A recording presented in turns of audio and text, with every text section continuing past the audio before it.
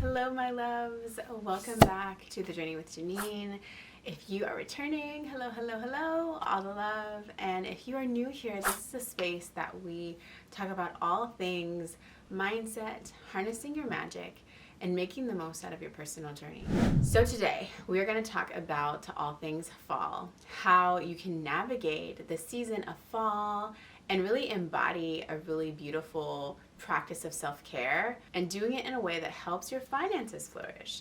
So the key here is finding things that are very free or low cost and able to do your self-care practices and activities and all that kind of stuff in. So why this is important and it's going to benefit you is because while self-care is something that I think we've all come to this place that it's needed for all of us, regardless of what type of self-care you do, having a practice and method of self-care is going to be so good for your mental health, for your physical well-being, for your spiritual goodness, and just your entire life, whole health goodness.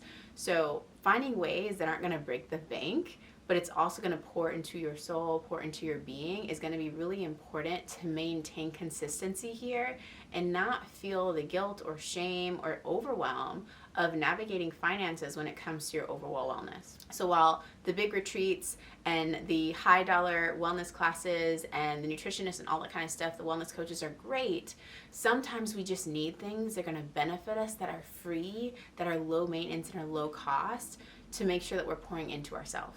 So I'll share with you a couple of my favorites in ways that I've been able to save money while still pouring into myself. So the first one is going to be just romanticize your life with what you have. And what that can look like is by decluttering a space that you spend a lot of time in your house. For me, it's my kitchen and my bedroom and my closet, of course.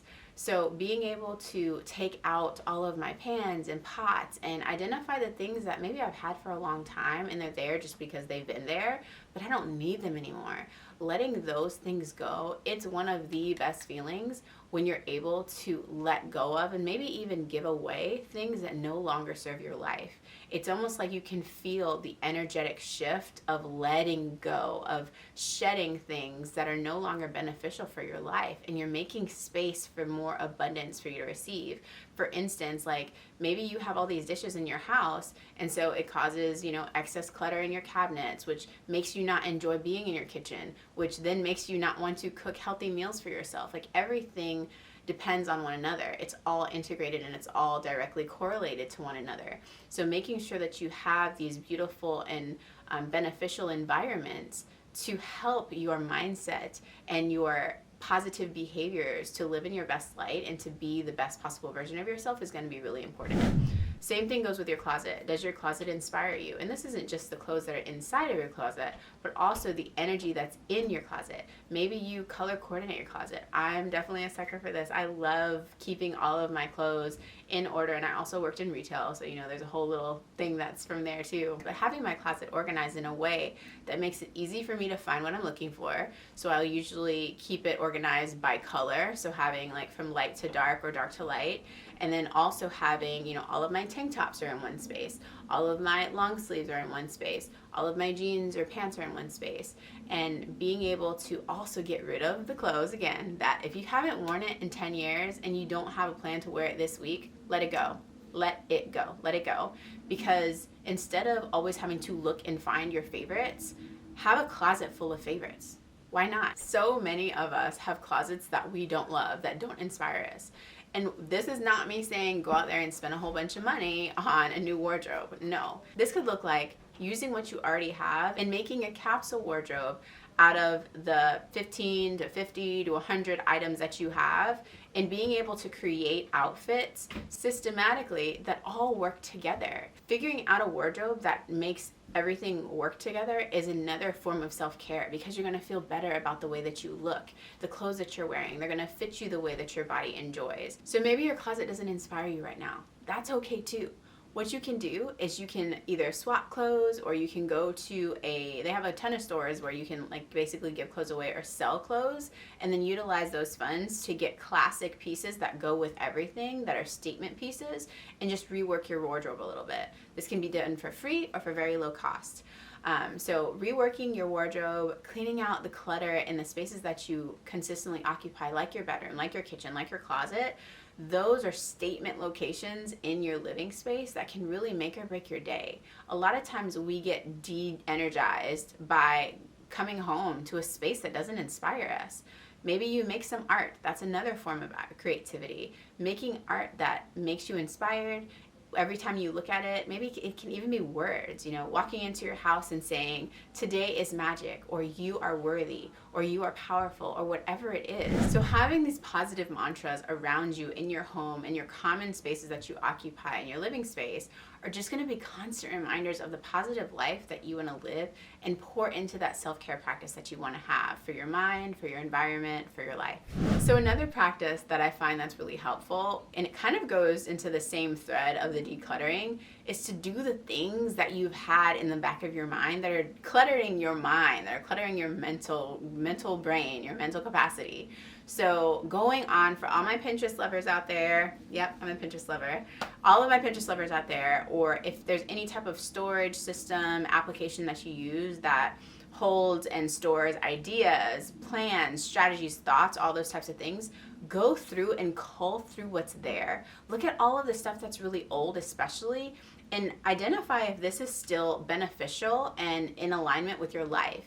Are there notes that you need to delete? Are there notes that you need to act on and actually do the things that you had said that you were going to do?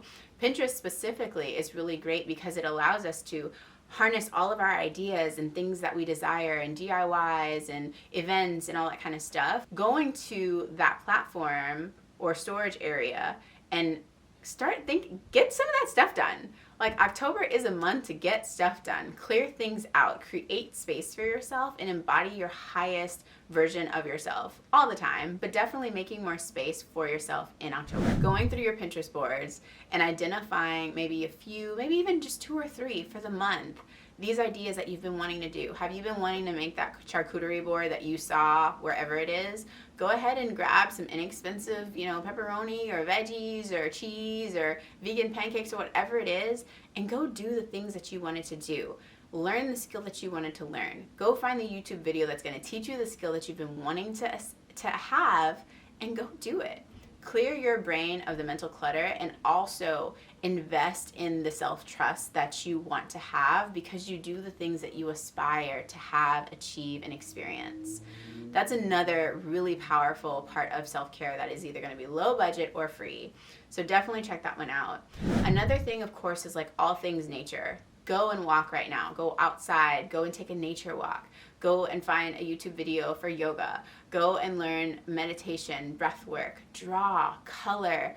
All of these free experiences that we can have just either in our house or utilizing nature or the outdoors are going to be really good for our mental, emotional, spiritual, and physical selves. Also, I think that gathering your friends and having transparent conversations about like, hey, I'm on a financial flourishing journey and therefore my budget is none or very little.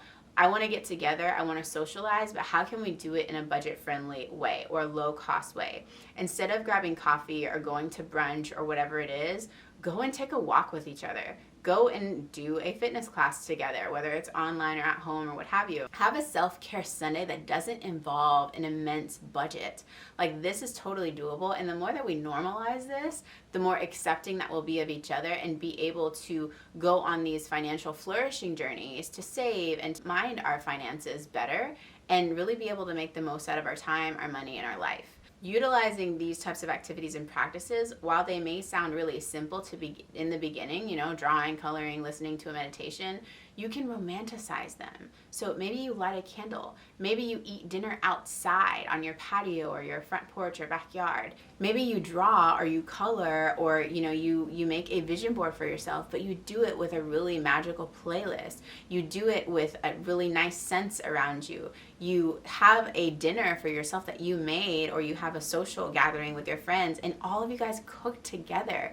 There are so many ways that you can be creative in making a free or very low cost self-care practice taking baths, so taking your bubble bath and having your candle lit, your music on, like use some Epsom salt if you have some at home, or just using, you can use lemon juice from, you know, your lemons or whatever fruit and veggies that you have at home that are maybe citrus based, using lemons, lemon peel, orange peel, all those types of things. If you have essential oils, mint, spearmint, peppermint, using all those things are really great tools to just amplify your self-care practice without spending any or very little money. So the ways to get out there and have your self-care practice that's luxurious and life-giving and low cost is completely possible and very much available. We've just got to get creative and get out of our own way. The key is just starting. The first experience may not be the most elaborate or amazing, but it will get better with practice, just like anything that we do. So decide one thing that you want to do, maybe this week or even for the month, and think about how can you expand that to give it that luxurious feeling. Maybe it's smell, and a lot of times the way that we expand things is to serve the senses. So how can you make it look better? How can you make it smell better? How can you make it taste better? How can you make it feel better? Those are the types of things that we want to do to amplify simplicity in our life. So as we talked about, if you take a simple exercise like drawing or journaling, bring in some smells, bring in some beauty. Maybe you pick some flowers from outside and you have flowers sitting on, you know, in a vase next to your desk or table, and that just elevates the experience. It elevates the mood and the energy that you're setting forth in your space, and just really amplifies your overall self-care practice that you're doing for free or very low cost. So I hope that those things helped, and I'm just celebrating you as you navigate on your self-care journey, and especially as you flourish in your finances as well. Let me know in the comments what you are planning to do for your self-care journey, and let me know how you're going to do it free or for a very low cost. I'm sending you all so much love, light, and joy. See you later.